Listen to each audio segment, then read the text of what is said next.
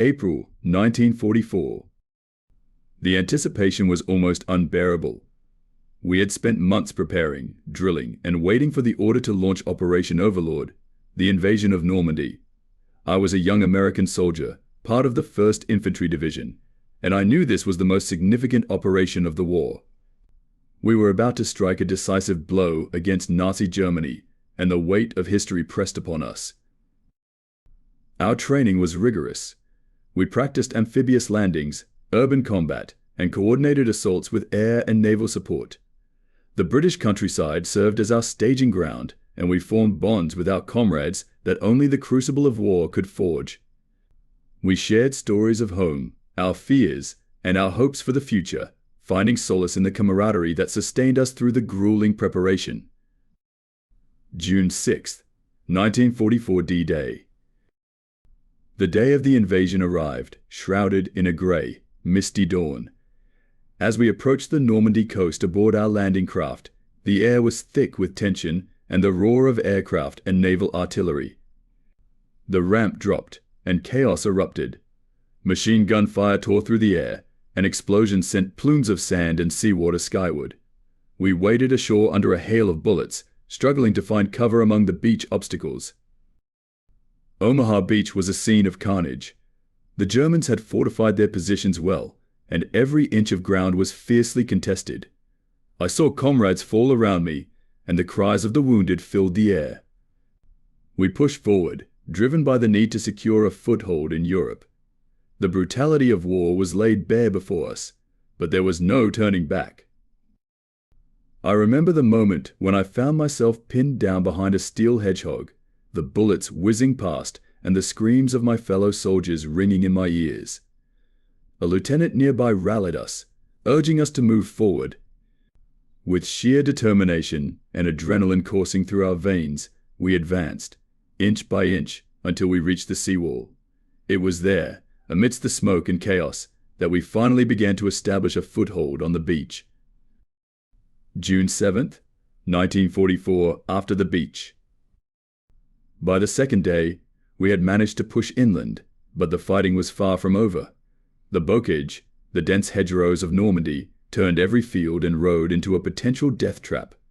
The Germans were entrenched, using the terrain to their advantage. Our progress was slow and costly, with ambushes and counterattacks a constant threat. We encountered small villages, each with its own stories of occupation and resistance. The locals were both wary and hopeful, offering us what little they had in terms of food and shelter. Their resilience and gratitude fueled our determination. Each liberated village was a step closer to the ultimate goal. One such village was Saint-Mère-Église. The town had seen heavy fighting, and the scars of battle were evident everywhere. We were welcomed as liberators, with the townspeople offering us bread and wine in gratitude. Among them was an elderly woman who had hidden Allied paratroopers in her home. Her bravery and the stories she shared about life under occupation were humbling. It was moments like these that reminded us of the higher purpose of our mission. June 1944, the bocage fighting. The bocage fighting was grueling.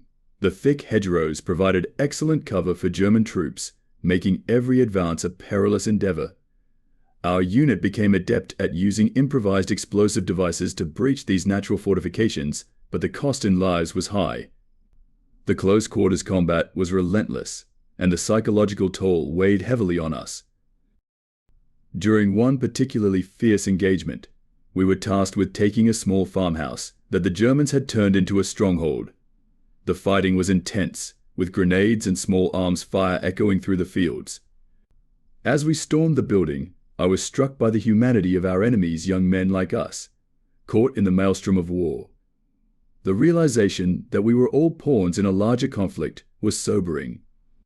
July 1944, the push inland. Weeks turned into a blur of combat and exhaustion. The days were long, and the nights were filled with sporadic firefights and the constant threat of attack. We moved from village to village, liberating towns and encountering grateful French civilians. Their smiles and tears of joy gave us a sense of purpose, a reminder of why we were fighting. In one of those villages, I met a young French boy named Pierre. His father had been taken by the Germans, and his mother was struggling to keep their small farm running. Despite the hardships, Pierre had an infectious spirit. He followed us around, asking questions and offering to help in any way he could. His bravery and optimism were a beacon of hope amidst the darkness of war. As we moved through the countryside, the terrain began to change. The open fields gave way to more wooded areas, and the weather became increasingly unpredictable. The rain turned the roads into quagmires, making our progress slow and arduous. But we pressed on, driven by the knowledge that every step brought us closer to victory. August 1944, the breakthrough. By August, we had broken through the German defenses and were making rapid progress across France. The tide of the war had turned, and we felt the momentum shift in our favor. But the cost had been high. I had lost many friends, and the scars of battle were etched into my soul. One night, as we camped near a small river, I found a moment of peace. The stars were bright, and the air was filled with the sounds of crickets and the gentle flow of water. I sat with my comrades, sharing stories and memories of home. We were weary, but we knew our mission was far from over. In the following weeks, we encountered more signs of the Germans' retreat. Abandoned equipment, hastily dug foxholes, and the occasional skirmish marked our path. The liberation of Paris in August was a monumental victory. The sight of the French capital, free from Nazi occupation, filled us with pride and renewed determination. The war was not yet won, but we could see the light at the end of the tunnel. September 1944 liberation. As we pushed towards the German border, the liberation of Paris in August was a monumental victory. The sight of the French capital, free from Nazi occupation, filled us with pride and renewed determination. The war was not yet won, but we could see the light at the end of the tunnel.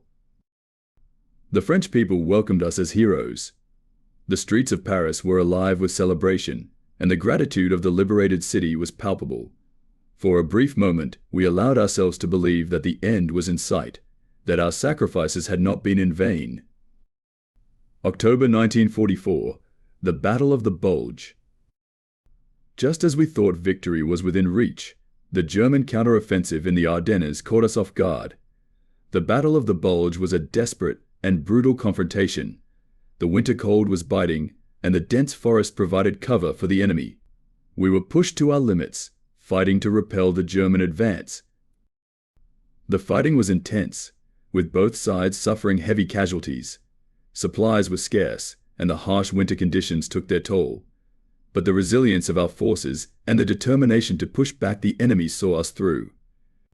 The turning point came when we managed to hold the line and counterattack, eventually forcing the Germans to retreat. During this time, I found myself in a foxhole with a soldier from the 101st Airborne Division. We shared stories to keep our spirits up, recounting our favorite memories from home. His tales of jumping into Normandy on D-Day were harrowing, yet his unwavering resolve was inspiring. We both knew the importance of our mission and the sacrifices it demanded. January 1945, the final push. The winter months were harsh, but we pushed on.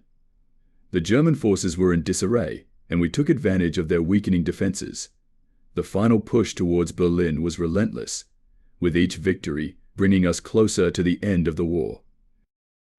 As we crossed the Rhine and advanced into Germany, the reality of the conflict became starkly apparent.